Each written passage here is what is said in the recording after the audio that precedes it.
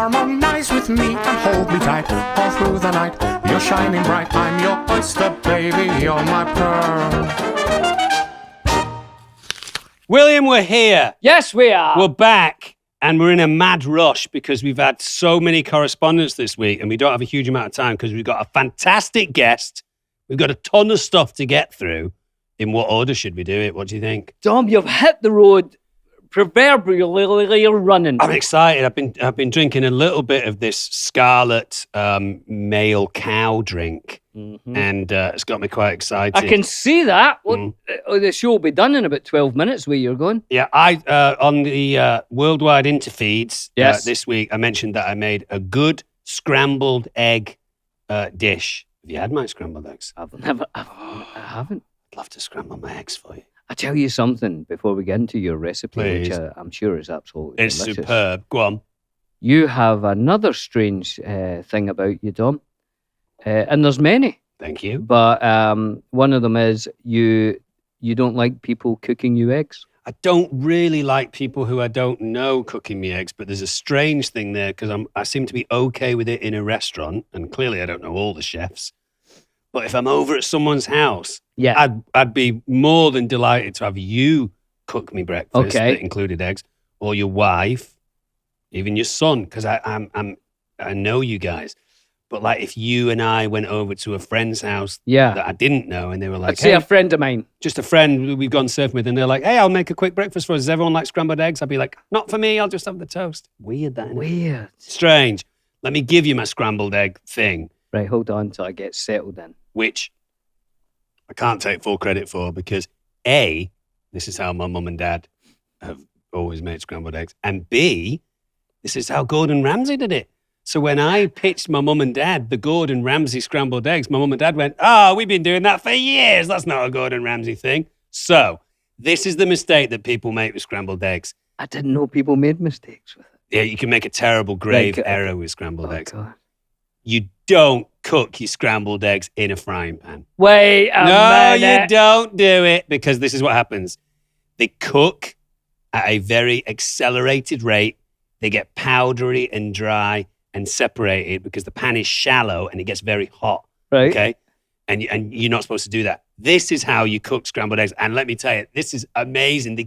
When you serve the scrambled eggs, they're all fluffy and light, but also have a tiny little bit of, I call it on the turn. You know, they're not Oh, yeah. quite fully Okay. like solidified. So you get a deep saucepan, not just a one saucepan that's for a bowl of soup, but maybe Yeah. a slightly bigger saucepan that maybe you'd make 3 or 4 bowls of soup in, right? Oh, right. Or maybe 5 boiled eggs. 5 boiled eggs, let's say. Carry on. Crack 3 scrambled eggs. If you're hungry, you can put 4 in there, or even 5 if you're a big, strong man. But let's say 3 scrambled eggs, right? On a low heat. Low heat, William. Are you breaking them right into the You're saucepan breaking here? them right. You're not whisking them in a Oh, bowl. wait. No. Right. Honestly, trust me. This is another thing that Gordon Ramsay said.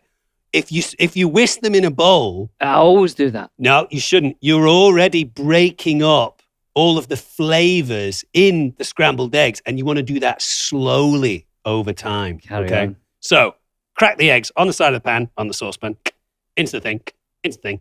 That's 3 of them, into the thing. Yeah. And you stir on a low heat with a wooden spoon, constantly stirring. You want to get that thing kind of a little fluffy and full of bubbles and aerated. Aerate it. Oxygenate it. Oxygenated. That's what they'd say in the restaurant world, right? Right. As soon as it starts to maybe change, the consistency from completely raw to to starting to stick to the pan and stick together a little bit, you take, and I'm using this word correctly here, a knob of butter. Get your mind out the gutter. I would say 3/4 of a tablespoon, or a tablespoon if you're feeling cheeky. Oh, a large knob. A big knob. Now that cools down the eggs. Of course it does. Okay, so now you're asking the eggs to slightly cook, then cool down. Slightly cook, then cool down. You're keeping these flavors in the eggs, right? Stir in the butter. It wooden melts. spoon. Again, once the eggs heat up, take half of the pan off the heat. Oh. So it's cooling down again, heating up, cooling down. You want to do that over the course of about 6 or 7 minutes. So maybe wait a few minutes to put the toast in, And as the toast is getting ready to be finished, that's when you're finishing off your scrambled eggs, right? Now, what Gordon Ramsay does, I don't do this, but I'm sure it's a great thing. As the scrambled eggs is done, you can put a little dollop of creme fraiche in there. No, not for me. No, not for you, Not for William. me. Watching your hips, or a little bit of heavy cream. Oh, heavy cream. No, You don't. Now, William, you're going to disagree with me here as well, but this comes straight from the top of most of the poppermost, Gordon Ramsay and Austin and Maureen. You don't season your scrambled eggs until the last minute. Okay. So as it's all finishing and it's got the consistency of maybe a porridge, you know, half liquid, half solid. Yeah. You've got maybe 30 seconds left of the mixture. Black pepper, salt, stir it all in, and then get it straight on your toast. And eat it. And eat it.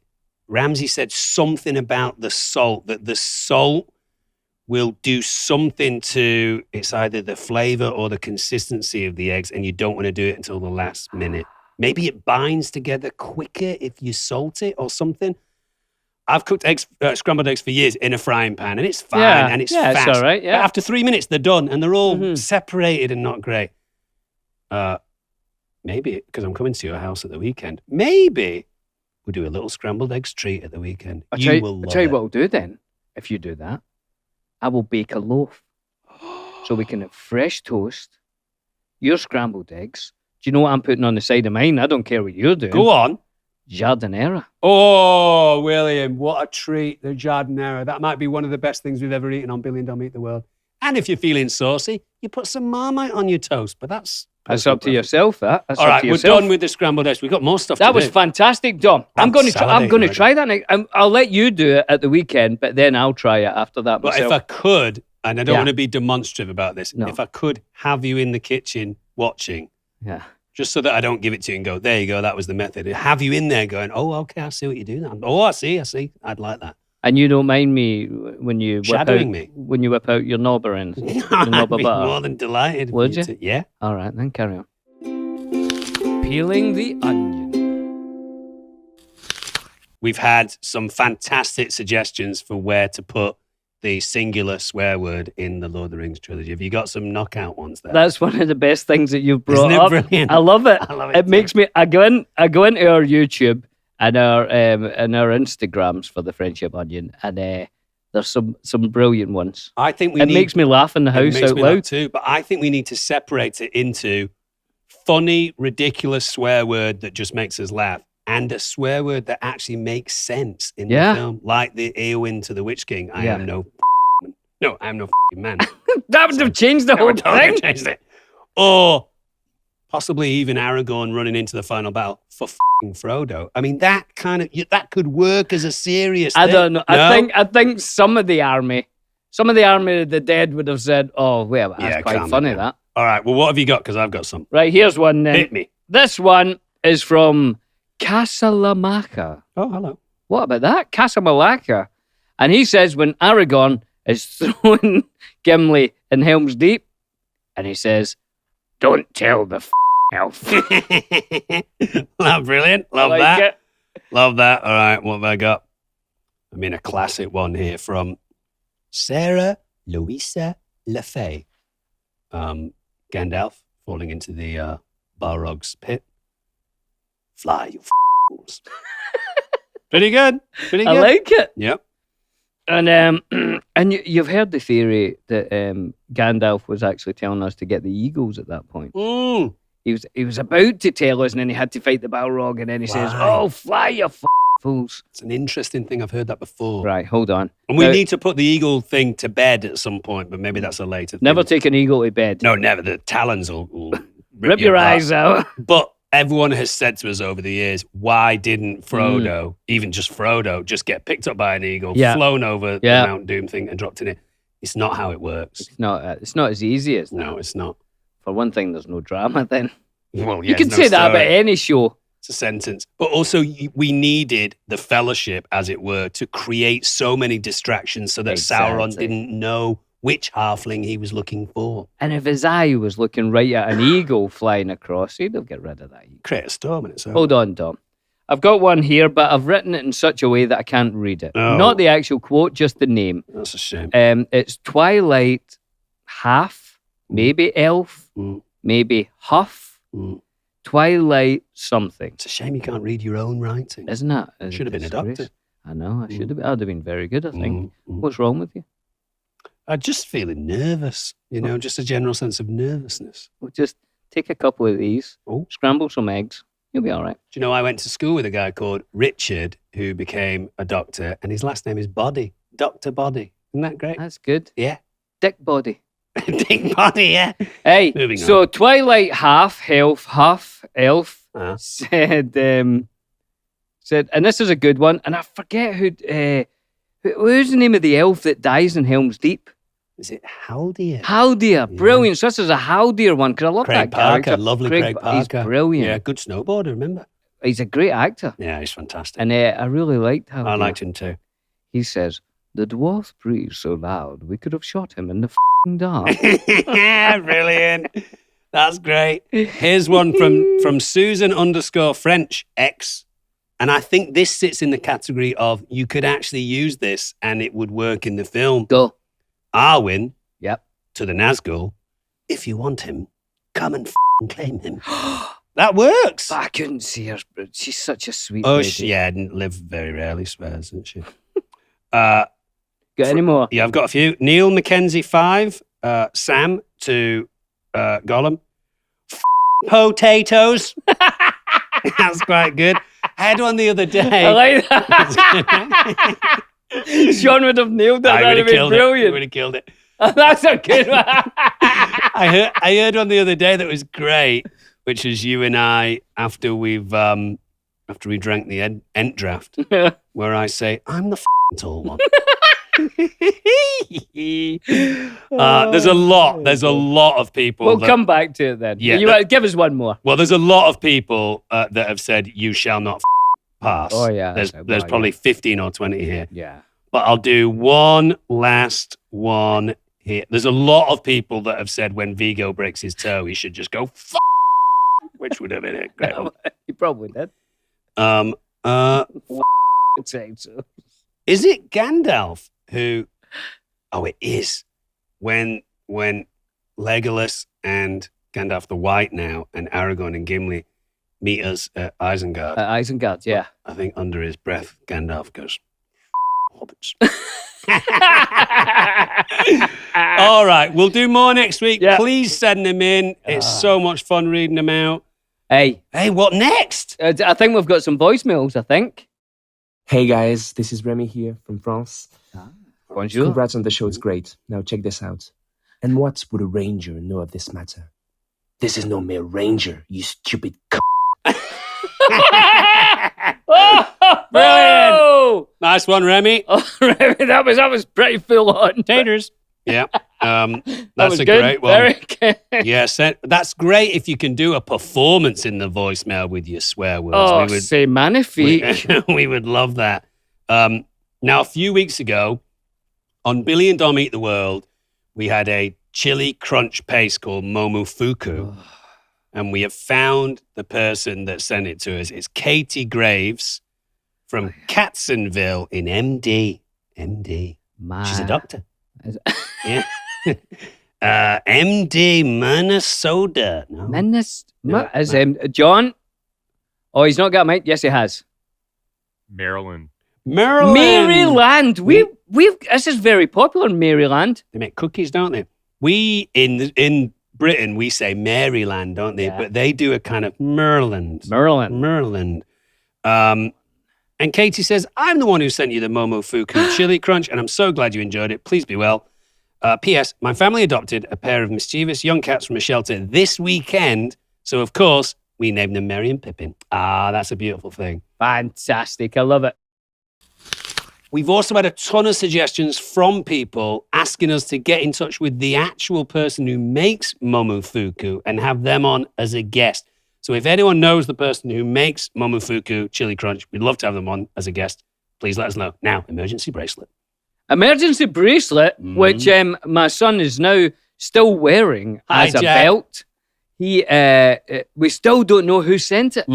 So we need some help out there. If you know or if you're the person who sent us the emergency bracelets and emergency key rings, could you let us know by sending an email to thefriendshiponion@castmedia.com or send a voicemail at speakpipe.com/thefriendshiponion. Yes, and while you're at it, if you can rate, review, and specifically subscribe to our podcast, it puts us in a place of being able to make more and more podcasts. Yeah, just do it. The whole subscription thing is really key, you guys, because then you don't have to go look for it. It just shows up in your phone, and we can make more and more episodes. And how,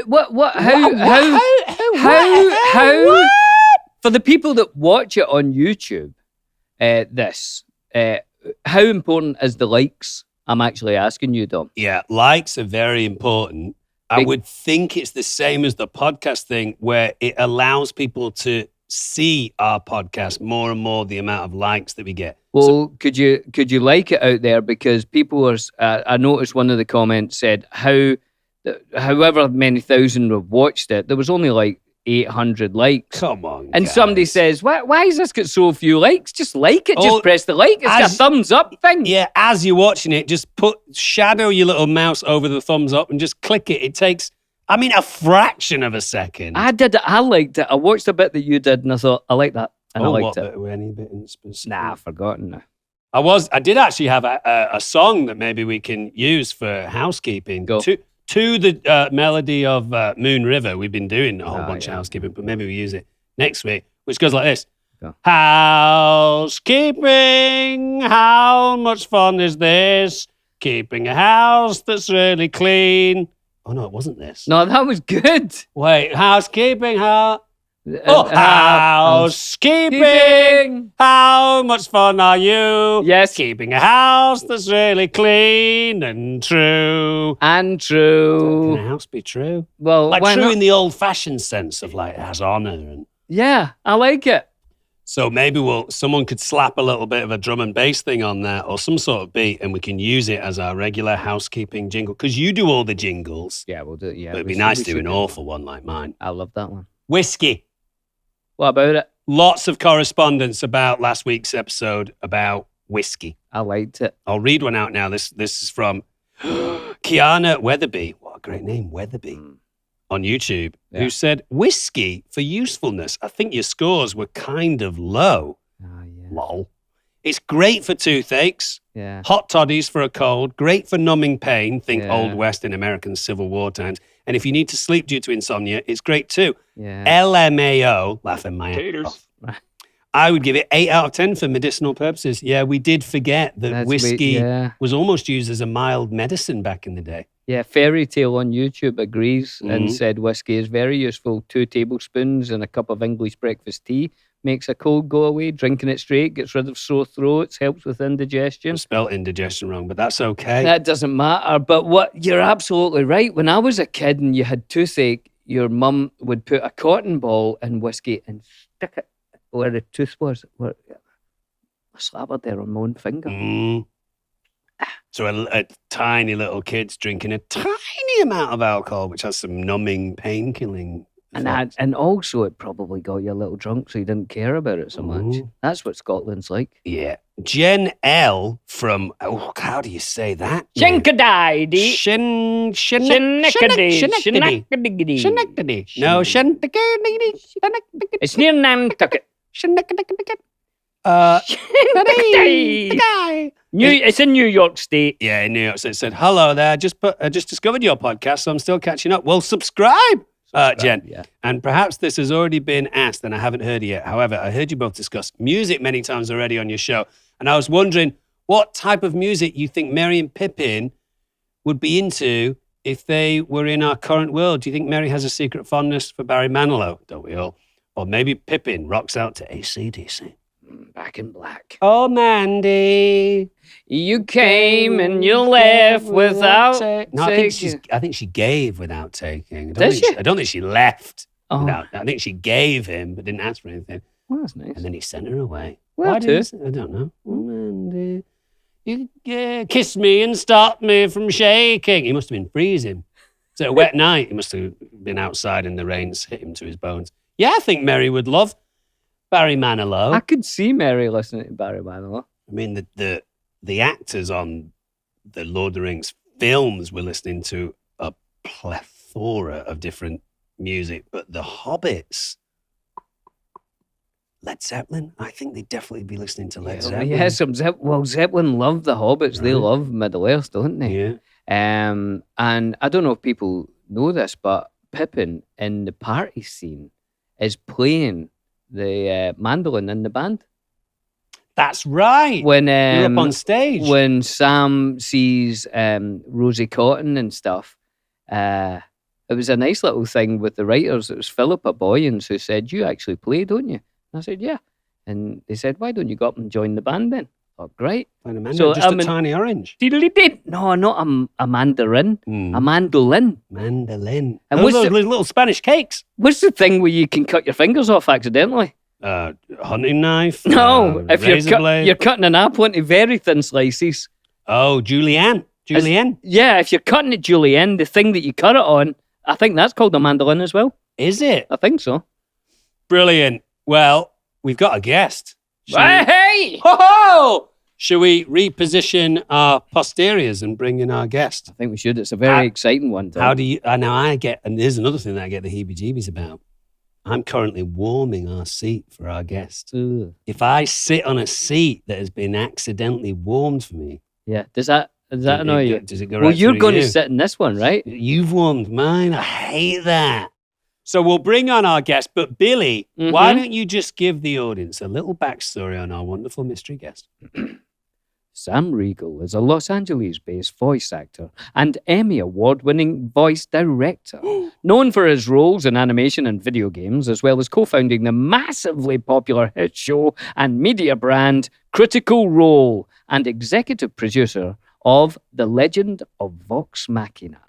Critical Role has become one of the most popular storytelling and world-building independent media companies in the world, and Sam plays a vital role within the company as a co-founder, primary cast member for the flagship show and executive producer of The Legend of Vox Machina animated series, which airs exclusively on Amazon Prime Video. Fantastic. You did say flagship, but I think you meant flagship. But that doesn't matter because let's bring in Sam. Come on, Sam! We're back. Wow, William. And we've been joined to our right by Sam Riegel. Hello. Sam, how's it going? It's going great. How are you two? We're great. We're very happy to have you here for a bunch of different reasons. Because first and foremost, Billy has always been a little confused about Dungeons and Dragons, haven't you, Bills? I have, and I'm still slightly confused about it, if I'm honest. And I would say that you're a Dungeons and Dragons expert, right? I am a professional player at this point. So yes, was I brought here to this show to just be like a tutor? Is that what this is about? mainly why you're here. You're here to try and have Billy leave the show with a general understanding of what Dungeons and Dragons is. We obviously want to talk about Critical Role, which is Sure. an amazing story from just you guys playing Dungeons and Dragons to it turning into an Amazon Prime show and everything in between. But should we start with a little idiot's guide Hello! to Dungeons and Dragons? Because, yeah, I think that's probably a good idea. We'll get on to Vox Machina and all that, of course. which I've been watching. It's fantastic. It is Thank fantastic. you. Thank you. And I'll we'll take go your praise. deeper into why it's fantastic in a little bit. But And- to start off, Well, I know 3 is probably not the best number for a Dungeons and Dragons Oh, it's game. fine. You It's can, okay. You can play with 2 people. You can play with 2. I play with my 2 kids, and that's a 3-person game, and we have a great old time. So 1 dungeon master and 2 players. So let's assume at this point, let's pretend there's a table in front of us with the die and a map, and you're the dungeon master, Sure. and you're explaining to an idiot. So, what? so Billy, I mean, first let's just get some baseline here. Have you done any acting before? I've done a little before. Okay, that's good. Your banquo was absolutely incredible. And to be honest, in London, they still talk about They my boss. do. Wow. Yeah. I'll remember that. This next isn't time I go. whiskey, by the way, Sam. What is that? This is Scarlet. it's an energy drink. Scarlet male cow fizzy. Yes. drink. Oh, well, we're not allowed to say brand names. Well, otherwise you'd have to give us cash to do that. Yeah, got it, we got it. will see it for cash. As an actor, you sink your teeth into a character and you play that character for the whole project, whatever you're on. It's the same way with Dungeons and Dragons or other role-playing games. You pick a character for yourself. Okay. And you control that character. And just like in the real world or in a movie or a TV show, other characters are doing other things, but you get to sort of you are the hero of your own story. So you get to control your own hero character. Your dungeon master or game master will lay out a situation for you. Let's say he'll say or she'll say, you walk into a tavern, and over in the corner there's an armed soldier carrying a spear. In the other corner, there's a bartender who's a dwarvish man, gruff man, and then near the door, looking a little cagey, is a cat person with a shield. And then you get to say what you, and then the GM will say, what would you like to do? You can go order a drink. You can talk to any of those people. You can pull out your sword and challenge someone to a fight. Anything you want to do. I'll go to the cat person Right. and say, would you be open to selling that shield? Well, then she might say to you, who's asking? What's your name? My name is Tarnus of the house Bottomfelt. Bottomfelt. Softcore porn version. I think I've Bottomfelt. I've read pamphlets from the Bottomfelt house, and they're very racy. Well, yes. Well, Some of them have centerfolds. You know my sister. That's your sister. Susan Bottomfelt. Well, Tarnus Bottomfelt, and I need a shield for my next adventure. Oh, what is your next adventure? I Thomas? don't at this point. Well, then it's know. fortuitous that we've met, for I have an adventure to send you on. Oh, good. See? And then it just goes from there. Guys, we could keep going for hours, but we're not gonna, because this is a podcast. No, but I like this because this is starting to make sense. There you go. And then also, Sam, so that's kind of general introduction tends to always happen. And then sometimes Billy's character might find himself in a crucial decision-making situation. Oh, yes, right? This is where the dice come in. That's where the into dice it. Yes. come in, which is So- where I think... Yeah. This is where it all breaks. So from. in these types of games, you can do anything. You can talk to people. You can go try to rob the tavern and steal all of its gold. Okay. But the harder the thing is that you're trying to do, it requires a roll of the dice. So picking up an ale and drinking it that takes no effort at all. However, if you're trying to steal someone else's ale without them knowing, you'll have to roll a dice roll to see if you are lucky enough or fortuitous enough to do it. And you get bonuses for certain character categories that you're better in. If you're a nimble assassin or something, you might have a bonus to stealing or something like that. Or if you're an entertainer, you might have a bonus when you're trying to convince someone or lie to someone or confuse someone. So, but you can do anything. You can try to jump from one building to another. It's just, if you roll a 1, you're going to fail. And your game master will describe, you slip off of the bricks and you lose your footing and you fall 20 feet to injure yourself. So wait a minute. So if I'm a warrior, Yes. and I say I'm going to fight the cat person, Yes. I want to battle them. Yes. And Dom's not a warrior; he's a musician. Sure. That's, yeah. So, and we're both going to do it. Is it easier why is it easier for me to roll the dice? It's easier for you to do some things that require strength, like punching, hitting, and swiping with swords. That's built into your character. However, would you then say then? Dom over here, if he's a musician or a bard, a character that I've played before, Yes. he may have musical magic, or that can be activated by his voice or his lute or his lyre, and so he might not rely on brute strength to conquer the foe. He might rely on his cunning and also his musical magic. But then would the dungeon master say if you roll a 5 or 6, you win? Or how does the rolling work? It gets a little bit more complicated when you get into combat, because people have HP, and it becomes a little bit more like a video game or a traditional board game where there's multiple rolls and you're losing hit points and stuff. Okay. And if you can get them down to 0 hit points, you've won the battle. Or if they sort of submit, you can also intimidate them to stop fighting and that sort of stuff. In the last this last Dungeons and Dragons game that I played a halfling monk. You would have been I was wonderful. marvelous. So basically, like a hobbit monk.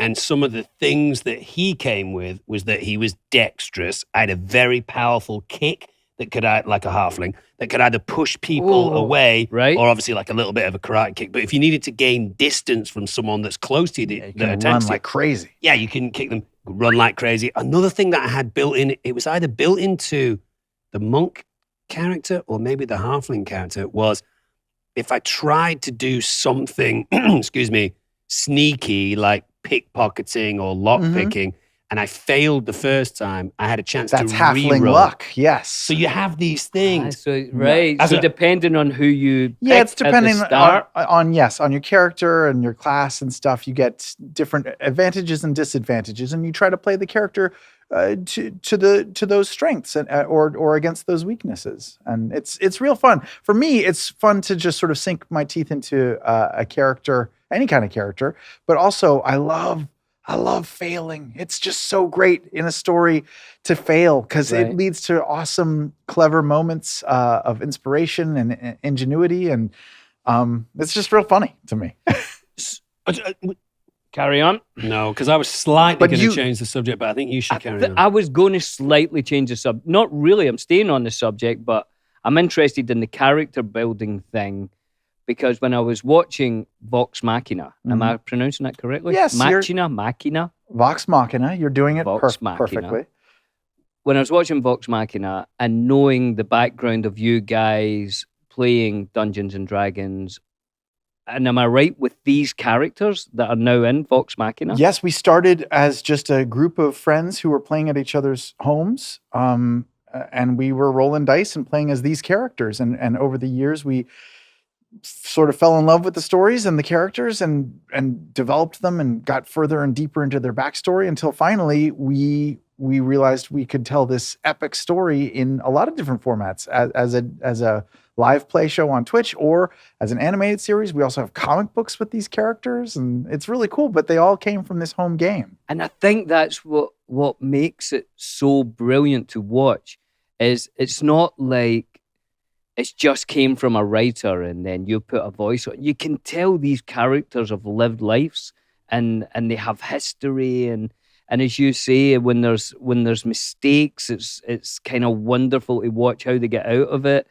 I was watching it last night and just thinking, this is sort of in the way that Russian theatre, I saw some great Chekhov in Russia, and they play the same characters all the way through their career. Oh, really? Like if you're doing the Cherry Orchard, you're playing a character in the Cherry Orchard. Vanya. Why not? Ranevskaya. Yeah. And when you're too old for that character, you switch to another character. Oh, Brilliant. cool. And because of that, when you're watching it, there's a sort of you sort of sink into your seat and delight in the sort of depth of the character. And I felt that in Vox Machina. Lived in. That you're like, this isn't just a voice. This is like these characters are It's old a unique and real. Yeah, you it's know? a unique thing because the individuals who play the characters came up with the characters and have lived with them for years and years now. So yes, there is that depth of storytelling and backstory and stuff, but there's also fart jokes. You know? Yeah, there's fart jokes. Yeah, there is. It's great, and I- you're a dirty bugger in it. I Yeah. know. Wow. I'm sorry about That's that. great. And He'll grow on you. you guys also have a fantastic chemistry as a team. So if one player in the group might be weak at problem solving, there's a character that is good at problem solving, or if someone's not that great in battle, the other one can stand at a distance and do something magical. That's one of the key things about Dungeons and Dragons, right? Is to have Yeah, you want a well-rounded group. like League yeah. of Legends, like League of Legends, though. We'll do a League of Legends update at some point. But can we go back, Sam? So Please. because we want to kind of talk about the origins of Vox Machina, and for people out there that maybe don't play Dungeons and Dragons, I guess we've covered the kind of basics of it. It's a tabletop Yeah. game, storytelling game Yeah, of yeah. It's sorts. shared storytelling, and you're sitting around a table with your friends and coming up with stuff And together. it's ongoing that you can have maps. You can use the Dungeons and Dragons company itself to provide you with maps, or you can use your own maps. yeah, you can draw little doodles on a piece of paper. Or like when I play with my kids, I raid their box of Legos and I build things with Legos that they can visualize. Nice. Yeah. So you guys started playing Dungeons and Dragons just privately as a group. You created these characters that you really liked, and then you thought, this is actually a worthwhile group of people telling a story that we think is decent. Let's see if we can put it up on Twitch, which is a kind of YouTube for the gaming community, Correct. essentially, right? Yeah, if you want to get back to the real origins of the very first time we ever played, I was talking to you guys about this in the kitchen just shortly ago, but I used to do a podcast with my best friend, Liam O'Brien, who's on my... Hey, Liam. Hi, Liam. Just like you two, friends who do a podcast, we did a podcast, and on one of the episodes of our podcast, he said, hey, we should play D&D together. And I said, I don't know what that is, but sure, let's try it. And that turned into Critical Role. We did it as an episode of our podcast. So what I'm saying here is you two could stumble onto something during this podcast that becomes Huge. an ongoing multimedia property. As big as Critical Role. Yes. Or bigger. No, I hope bigger. Billy's a massive Star Trek fan, loves space, loves stories being told in space. I love sci-fi too. We had got turned on to another podcast to the fact that there is a Dungeons and Dragons type game that is all based in space. It's sure there is. intergalactic stuff. Yeah. You were salivating when they told you. was. I remember you were drooling. I could be the captain. You could be the captain. So we might explore that too. Yeah, we should do it. So I love it. There's also a program that I played on called Critical Role, which is a digital game playing program that allows people to see the roll of the dice in the computer. Do you know this thing? There is something like that. I don't believe it's called Critical Role. It might Oh. be called Roll 20. Oh, it might be called Roll 20. You're totally Something right. like that. Yeah. So But there's all kinds of apps to help connect people if you can't meet in person to play. And there's really cool apps that can keep track of all your stats and do all the math for you. So you can just focus on having fun and not worrying about like, oh, I got to add this bonus and take away this bonus. And all Yeah. that So stuff. you could be at your So, home yeah. on the west side of LA. I could be at my place. We could have a dungeon master, and they could say, "Okay, Billy, it's your time. It's your turn to attack the giant or whatever." And you click a button, and it rolls the dice for you, adds all your bonuses, tells the dungeon master how your score was, and then dungeon master tells you how you did. So here's my next question on it. And this might be, it's like, how much power does the dungeon master have? Like, is the rules sort of like if you were doing, making up a little improvised scene? Mhm. Is there rules where, like, the dungeon master, like, he couldn't say, you're dead. And then that sort of spoils the No. whole Everyone has to follow the rules of the game. The GM or DM of games like these it's weird because they're the chief storyteller, Yeah. right? They're the ones who are laying out the world and the scenario for you to interact with. But they're also a referee, right? so settling any disputes that come up about these the rolls of the dice. But they're also kind of part coach, and they're giving you little hints and tricks and tips, and like, hey, you might want to try to do this because you might not know about this power. And so they're sort of on your team, even though Yeah. they're playing people who are not on your team. See, I like that because even that little 5 minutes we did in the tavern, Mm-hmm. It's great, that I wasn't it? enjoyed it. I Yeah, really enjoyed it. yeah. And I thought, I can maybe see how this works now. Mhm. Whereas before that, I just thought, well, I don't want to be starting a big story and then the dungeon master at any point can say, well, you didn't win, or you. Then it seemed There's no winning or losing. You're just trying to to You're try to create, a and story it becomes together. bigger and bigger, Yeah. and the characters become more interesting. I like it. Let's do it. And like a computer game or a video game, as they say in the States, very often you start at level 1, and then you get to a point based on experience or from doing something in the game where you can get to level 50. Now, if you're at level 1 and you meet a level 25 wolf, you can be in real trouble. But if you're at level 50 and you meet a 25 wolf, it's kind of easy for you to kill them, you know? I was, when I played that last game, the Dungeons and Dragons game, as that halfling monk, not very strong in fights. So I got to a point where I was kind of touch and go, and then you get a chance to roll the dice 3 times to kind of save your own life, right? If you get knocked out or Right, yeah. you're not quite dead yet, Okay. you still have a chance of maybe staving off death. So you roll things called death saves to see if you can stave off Because the iron grip of death.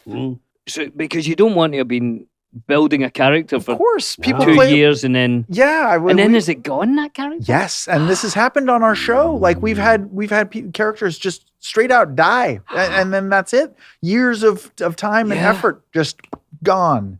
But And- that's what makes it so exciting. You Yeah. can actually die. And you could also do it the other way round, whereby, you know, the iconic die in Dungeons and Dragons is a 20-sided die. Well, we're using die in 2 different ways now. Yeah, dice, dice Yes, to die. the plural of Y- dice. Yeah. Yes.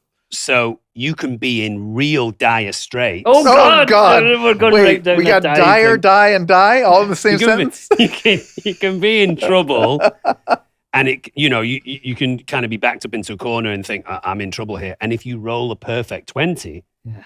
then the dungeon master is like, okay, you were in real trouble. You climbed up the side of the wall and did like a double flip, and you landed on your feet, and you'd never done that before in your entire life. And at the same time, you caught a sword in midair and cut the guy's head off. And because the chance of you doing it is 1 in 20, and you hit a perfect 20, sometimes it happens like that, right? It does. Very yeah. cool. Yeah, Cool. natural 20s I are like pretty it. exciting. It's great. It's great for anyone. You don't have to be an actor. You don't have to be a performer to do it. It's just fun to sit around and, I mean, it's something that's as old as time, right? People Yeah. sitting around Yeah, storytelling. campfires or whatever. Yeah, just telling a story with your buds. Yeah. And maybe sipping a mysterious urine-colored beverage. Yeah. Yeah, why not?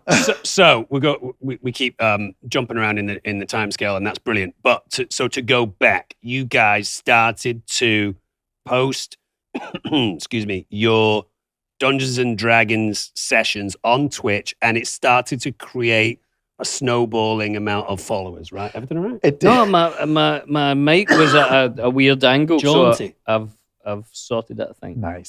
So, Yes, we thought that it was, by the way, we thought it was a terrible idea to broadcast our game. We didn't think anyone would want to watch it. Who wants to watch a bunch of people sit around and play a game by themselves for 3 or 4 hours Yeah. at a sitting with no edits? Yeah. And it's not like we're in costume and we're swashbuckling around. We're just sitting at a table in street clothes, sometimes munching on pizza while we're playing. It's not very visually exciting. yeah. At least it wasn't at the beginning. And so a friend of ours, Felicia Day, asked us to if we wanted to broadcast our games on her Twitch channel. And we said, no, it's stupid. No, absolutely not. And she said, pretty please. And we were like, all right, we'll give it a shot. And lo and behold, we didn't expect it, but people really got into the characters and the world. And they started watching it like one would watch a soap opera, just really invested in where these characters are going to go and their romances and their faults. And also I feel like it unlocked something in the community that watches us. A lot of them wanted to play games with each other too. And so our amazing Critical Role community, they're called Critters, the people who watch the show, a lot of them have found each other and started their own D&D games and D&D groups across the country or internationally. We've met people who have gotten married because they met another fan of Critical Role and started playing Wow. D&D together That's and fell in great. love and got married. And it's just really cool to be a part of something where people are coming together and experiencing this fun together and as- storytelling. As you said, your show in a lot of ways could kind of showcase a template for how to play Dungeons and Dragons. So people be like, this looks a little bit intimidating. How are these guys doing it? And you can watch. Oh, they're all sat around and there's a map and there's some die, Totally. and that's how it works. Totally. Yeah. One of my buddies on the show, Travis, he always says this sports metaphor where, like, if you took the rule book to football, you would look really boring, right? Yeah. But if you watch people play it, it's Yeah. like, oh, that's exciting. I could do that. So it's the same thing. People are watching us play and realizing, like, oh, it's not super nerdy. It's not super mathy. It's just fun. You're just shooting the you know? And how long were you on this Twitch channel before people started watching? Was that a slow burn? It or was a what- slow burn. I mean, even now, we from the beginning, I think a few hundred people maybe watched, and Yeah. then the next time it was almost 1,000, and on and on and on until now. Tens of thousands of people watch us every week, sometimes more than 100,000 live. And then after we drop the episodes on YouTube, hundreds of thousands more watch every week. And none of this was planned. We still, at our core, we just like playing with each other because we're friends. I mean, it's amazing now that all these people are tuning in and invested in our characters and our world. And we as performers obviously love spreading it far and wide. But our intent was just to kind of have fun. So the Twitch channel, Yes. Critical Role, Yes. starts to gain some traction, starts to mhm. snowball a little bit, and you start to feed some stuff over to your YouTube channel. At what point did you and the gang sit down and say, why don't we try and turn this into an animated feature? Why don't we make it into characters that people can actually see instead of it being voices? Sure. Well, the way that we all met as friends initially is we're voice actors. Right, We right. all do animation and video games and commercials and stuff with our voice. So we're always used to playing characters that eventually got animated. Right. So it just, I think in the back of all of our minds, the game that we play it's almost like a radio play. Like there's no visual component. So we were always using our imaginations to imagine like what these characters would look like, how these battle sequences would look. Mhm. And for a lot of us, when we sort of closed our eyes and imagined it, we would always imagine it animated, just because that's the world that we work in. Sure. Yeah. So when our more and more people started watching the show, we thought it would be a great idea to pitch an animated series version of our characters and world. So we went around to all the big ones, the Netflixes and Disneys and all that stuff, and we pitched our show, and everyone said no. They hated it. They thought it was a real stupid idea. Which, to be fair, probably was at the time. And so we were super bummed for a while. And then we realized we have this cool, amazing asset that no one else has, which is our amazing fans, the critter community, who really wants to see, not just our characters out there, but they want to see us succeed. And they've been so supportive through this whole thing. So we threw it back to the critters and said, hey, we want to make an animated pilot. Can we raise some money? So we did a Kickstarter. For people who don't know what Kickstarter is, Kickstarter is like Dungeons and Dragons. No, it's not. Kickstarter is just a crowdfunding site like GoFundMe or any other Indiegogo. Yeah. I don't know what they're called. Anyway, we solicited fundraising to make an animated series. No, an animated pilot. And they destroyed our expectations. We ended up raising millions of dollars, a preposterous amount of money. Really? Way more than we could have ever wanted or asked for. what was your initial target? What was the target that you set? Animation is expensive. Yeah. So to make a half-hour animated pilot, we were shooting for $750,000, which is like a moderately budgeted half hour of animation. Yeah. Okay. Not super high end, not Right. super low end, kind of in the middle. Yeah. And they raised $11.4 million for us, a bananas amount of money. That's insane. And how long did that It took take? 45 days. 45. You guys must have been freaking out. Yeah. On the first day, I can't even remember the numbers, but it was millions the first day, and we were calling each other, texting each other, throwing up. I went to the bathroom feeling dizzy. It was bizarre. At no point did you think, I'm just going to sever my ties with my pals and draw that money Just out take it and all and go to and Cancun. head to Rio or Cancun. I wonder how many of you guys sat around and thought, wait, $11 million? So so the idea was to make a pilot to then shop it around again? Yes, to show because it's such a strange concept. Yeah. So we wanted to make let something to people show understand. people. Yeah. So But then when you instead, had all we that had all this money. We had enough to make a whole season of the show. Yeah. without asking anyone. Exactly. And then you can keep it looking the way that you want. yes. And Make all by your the own way, artistic decisions. it looks fantastic. Who you. did the animation? It's We partnered with an animation studio called Titmouse. It's right here. In fact, you can probably see it Oh, from really? this window. it's in Hollywood. brilliant. It's Remember- beautiful. Remember when I went in? So I was lucky enough to play a minor character in this thing. I went, Minor. You're a super important oh, that's very character. sweet. I went in and I said to Billy because we were doing the podcast at the time, I came out and I said to Billy, I saw a few of the artistic renderings of Yeah. the world and it just looks incredible. I love animation anyway, but just the buildings, the architecture, the characters. I said to Billy, it's such a stylish animated piece and it is brilliant. The whole look of the world is fantastic. Yeah, they really did a great. I mean, Titmouse is amazing. They do comedy shows like Big Mouth, and they do Right. like hardcore adult type shows like Metalocalypse and stuff. So they have a lot of different styles, but they're super cool. They got it immediately. The guy who owns Titmouse is a longtime D&D player. He's had a game with the same friends for 20 years now that Brilliant.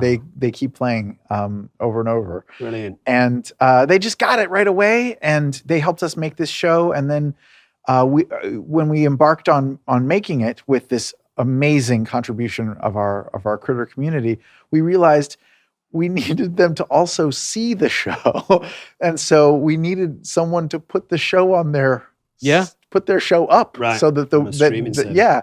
and so we went around to all those same meetings again with the Disneys and Netflixes of the world who had passed on the project. And wouldn't you know it, they were all like, yeah, we'll take it now. Yeah. Oh, you've made it. Right. That's brilliant because very rarely do you walk into those meetings. Usually you're saying to them, we have an idea, can you help us make it? Now Yes. you're walking into those meetings saying, here it is. Yeah. Do you want it? Yes. That's such a great power. Oh my God, it was amazing. It was That's great. fantastic. Yeah. Our friend Mark Ordesky, who we should have on the podcast at some point, who ran Fine Line Features, excuse me, which is the kind of splinter group of New Line that was associated with making the Lord of the Rings trilogy. He's been playing Dungeons and Dragons for I think 15 or 20 years. And a couple of years ago when I met Mark for lunch, he brought his maps. And the maps are all discolored now over so many years of playing it. And they started out like this, and he's had an extension and an extension and an extension. Brilliant. We should have him on to bring those maps and obviously talk about Lord of the Rings. But that's the great thing about D&D is if you're into it, it can just keep going. It can be a lifelong passion, or just a one night fun things with your friends. But yeah, we totally lucked out with the whole process. We landed it at Amazon Prime Video, and they were amazing. They gave us an amazing gift. Also, they gave us 14 more episodes that they financed, and so we got to make. We're making 2 seasons of the show, and it got to be translated into all these different languages and shown around the world. And we're just thrilled that we're just thrilled. I mean, And it's a wild story. it's the top show on Amazon just now. Yes, it has I mean, been. Yeah. That is great. And That's it all such a brilliant came from story. you playing a game and people wanting to watch it, and now look at it. Dom! Wow, that was Sam. I mean, as creatives, isn't that what we all want to do? Something that comes from a real place. They're having fun. They're all voice actors, creating characters. These characters become so real, and then you get to make a show about it. Yeah, it's a brilliant story and very inspirational because he's able to say, we love what we're doing. Mhm. We want to have the freedom to continue to make our own artistic choices. So we'll crowdfund it from the fans, and then we have all the control and all the power. And like you said, the show speaks for itself. It's full of passionate people working really hard for a common goal. Vox Machina on Amazon Prime. Amazon Check it Prime. out. It's brilliant. And look back at the critical role these guys doing their stuff on the internet. It's brilliant. Guys, get in touch with us. Send us all of your emails. That's the Friendship Onion at castmedia.com. That's cast with a K. Also, if you leave any comments on our YouTube channels and wherever you get your podcasts, we'll read them. We have a Spotify playlist that you can check out. You can leave voicemails. we're be growing this community as well. We're growing a community. That's what we're doing. It's all our about critters. passion. Wait, where can they leave voicemails? At speakpipe.com/The Friendship Onion. Fantastic. And we'll see you guys next week. Don't forget to rate, review, and subscribe. Toodles. Bye-bye.